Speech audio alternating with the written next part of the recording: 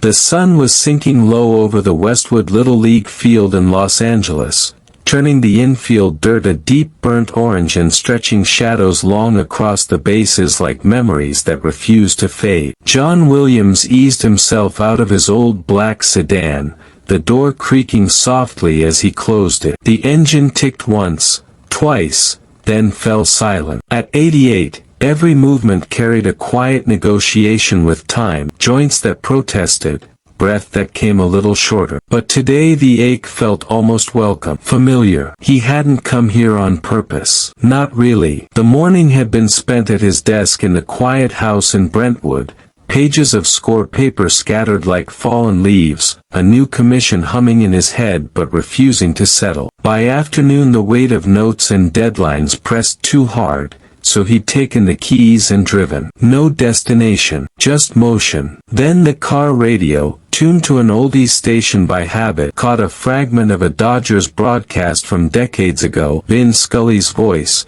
calm and timeless, calling a play that no longer mattered. Something inside John shifted. A pull. He turned west without thinking. The field looked almost unchanged since the 1980s. Same rusted chain-link fence, same splintered wooden bleachers painted a faded blue, same hand-painted sign bolted crookedly to the backstop, home of the Westwood Warriors. The air smelled of fresh-cut grass, warm earth, and the faint metallic tang of aluminum bats. He walked to the fence, rested his forearms on the top rail, and watched. Practice was ending. A dozen boys, 10 or 11 years old, milled around the diamond. Shouts, laughter, the sharp crack of bat on ball ringing like distant gunfire. One kid lingered after the coach blew the whistle. He stood alone on the pitcher's mound, cap tugged low over his eyes, glove on one hand, ball in the other. Over and over he wound up and fired at the chain-link backstop. Each throw solid,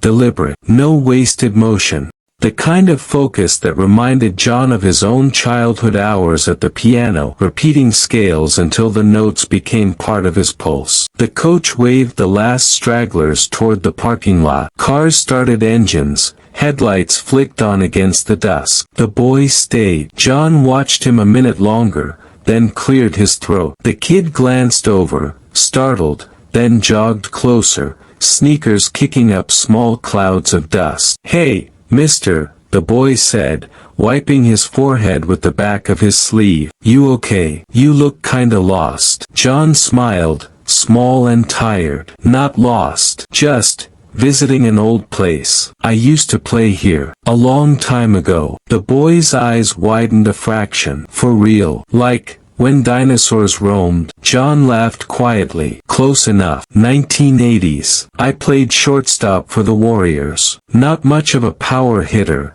but I could turn a double play." The kid kicked at the dirt with his toe, considering. "I'm trying to make All-Stars this year. Coach says I got a decent arm, but my swing's all over the place. Nobody sticks around to help after practice. Everyone's got their own kid to worry about." John studied the boy's face, dark curls escaping the cap, serious brown eyes, a stubborn set to the jaw. It was like looking into a mirror from 60 years earlier. The same quiet hunger, the same refusal to quit. "I could throw you a few," John said, surprising himself. "If you've got time." The boy's face lit up like someone flipped a switch. "Seriously, you're not messing with me?" "I'm old," John said, "but I can still lob a baseball." Grab a bat that they walked to home plate together. John stepped onto the mound, feeling the familiar rise under his shoes. His knees complained, his shoulder twinged from years of conducting rather than throwing, but the mechanics returned like an old song he hadn't played in decades. He started underhand,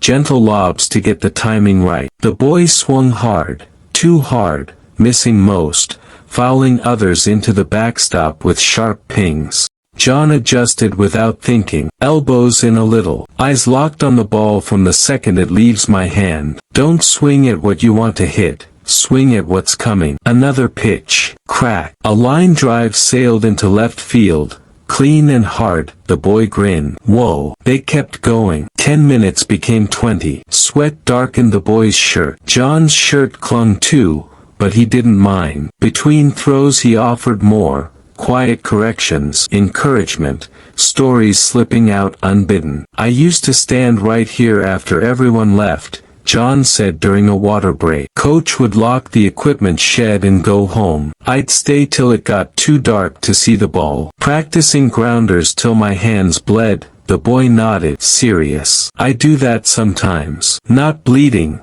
but, yeah, alone. John tossed another crack. What's your name, kid? Ethan. A pause. Something flickered in John's chest. Ethan what? Gruska. Ethan Gruska. The name landed like a soft punch. Gruska. Jennifer's married name. His daughter's boy. The percussionist who'd sent him hesitant audio files years ago. Drum cadences, simple melodies, shy messages asking if they were any good. John's next throw went a little high. Ethan swung anyway, connected anyway. After another dozen pitches, Ethan lowered the bat, breathing hard. You're really good at this. Ever think about coaching for real? John shook his head slowly. Life pulled me another way. Music, movies, orchestras that filled whole halls. But I remember this field. It taught me more than any conservatory ever did. Ethan squinted at him, head tilted. Wait. You look like someone. Like famous someone. John shrugged. People say that. Ethan fished his phone from his back pocket,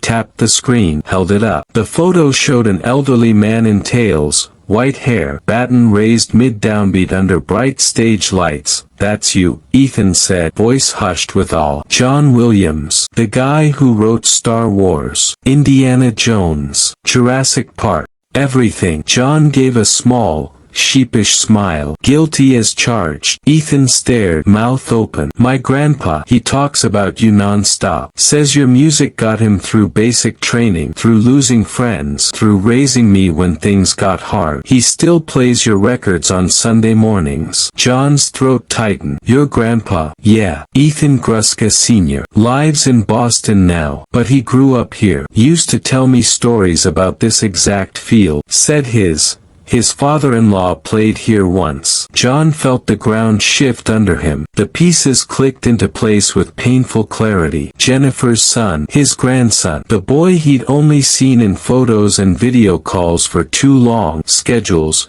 tours, age, excuses. Ethan looked up again. Really looked. The shape of the eyes, the quiet intensity. Recognition dawned slow and bright. Your Grandpa John. The words hung between them. John's vision blurred at the edges. He hadn't been called that in person in years. Not like this. Ethan dropped the bat. It thudded softly in the dirt. He took a hesitant step forward. I come here because Dad said you played on this field once, Ethan whispered. I didn't tell anyone I was practicing extra. Didn't want them to see how much I suck. I just listen to your music while I throw. The slow parts. Schindler's List. The forced theme when it's gentle. It makes me feel like I can keep going even when I miss. John reached out, placed a trembling hand on the boy's shoulder. Solid. Warm. Real. You don't suck, he said, voice rough. You're determined. That's rarer than talent. Ethan's lip trembled. I didn't know you'd actually be here. I didn't either,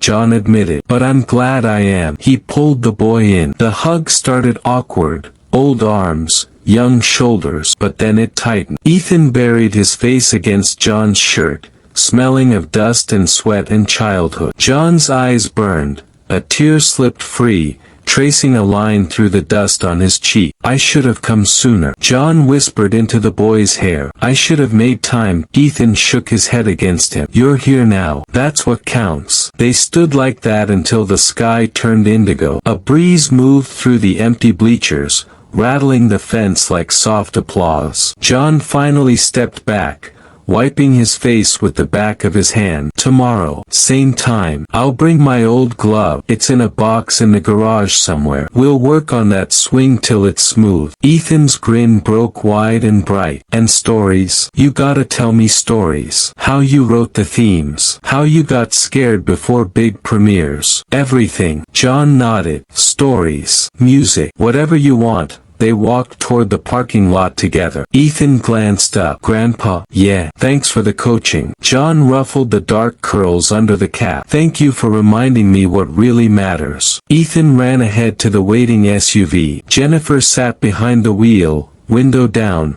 watching. Her eyes met John's. Surprise, then soft understanding. She lifted a hand in a small wave. John waved back. He watched the taillights disappear down the street, then turned one last time to the field. Shadows swallowed the diamond now, but the last sliver of sun caught floating dust motes, turning them to gold, like notes suspended in the air, waiting to be played. John got into his car. The engine caught. He sat there a moment, hands on the wheel, listening to the quiet. It wasn't empty anymore. It was full of tomorrow's practice, of a grandson's grin, of second chances that arrive unannounced on a dusty field at dusk. Family, and tomorrow, another game.